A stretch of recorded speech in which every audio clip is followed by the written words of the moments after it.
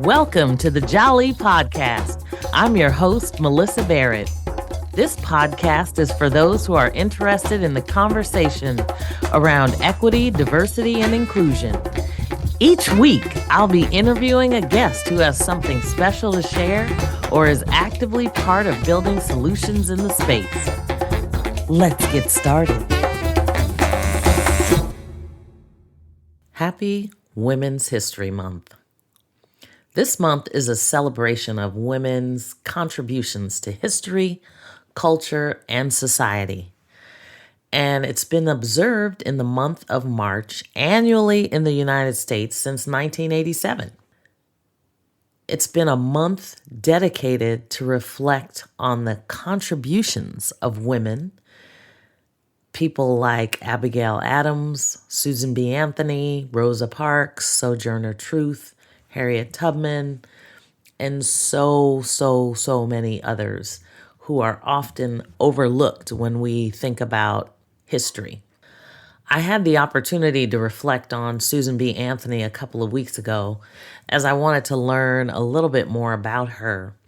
And it inspired me to think about the company I find myself in and the people that I am fortunate enough to call friends. Susan B. Anthony's father was a cotton mill owner in 1820. I found that extremely interesting, especially knowing that when their family moved to Massachusetts in 1845, that her father's social circle included people like Frederick Douglass. So you start to think about the people that you hang out with, the company you keep, and what that means not only to your life, but the rippling effect that it may have on others. In July 1848, the first women's rights conventions organized by women was held in New York with 300 attendees. This Seneca Falls convention, including organizers Elizabeth Cady Stanton and Lucretia Mott, was where 68 women and 32 men, including Frederick Douglass, signed the Declaration of Sentiments, which kicked us into decades of activism leading to the passage of the 19th Amendment, granting women the right to vote.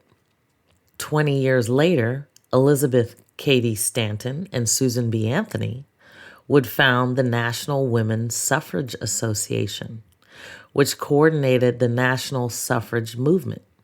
If you tuned in last week, you heard representatives from Delta Sigma Theta Sorority Incorporated talk about the national suffrage movement and their connection to it in 1913. What I've always found fascinating in Women's History Month is that it was born out of an impactful week-long community event organized by the school district of Sonoma, California in 1978. Dozens of schools participating with presentations and a real woman essay contest, and even a parade in downtown Santa Rosa. Literally, a few years later, other schools, communities, and districts organized similar events across the country. And in 1980, President Jimmy Carter created March 8th as Women's History Week. 6 years later, however, the National Women's History Project petitioned Congress to expand the event to the entire month of March. This year's theme in 2023 is celebrating women who tell our stories, which is focused on recognizing women who have been active in all forms of media and storytelling.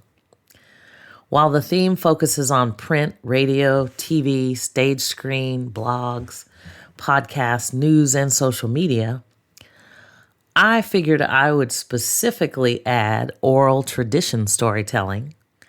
My husband, a member of the National Association of Black Storytellers and Storytelling Association of Alta California, He also enjoyed the National Storytelling Network and was privileged to meet so many people who continue to showcase the oral tradition of storytelling.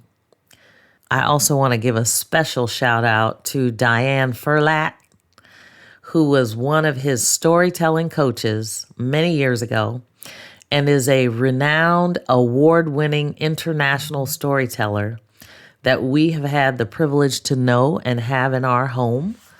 She's even participated in Kwanzaa celebrations in the past.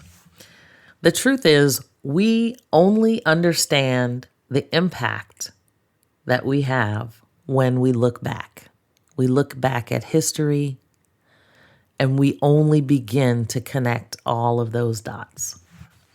I had a great conversation with a male friend of mine the other day who highlighted the fact that he takes his responsibility very seriously when being a champion for women.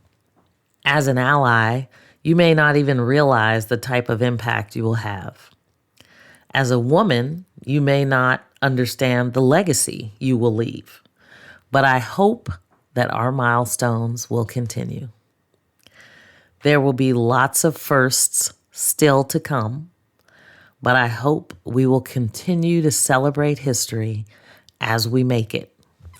And to all of you socially conscious CEOs, founders, and entrepreneurs, what will you do this month to celebrate women's history? Make it a great month. Thanks for joining me on the Jali podcast. Please subscribe so you won't miss an episode. See you next week.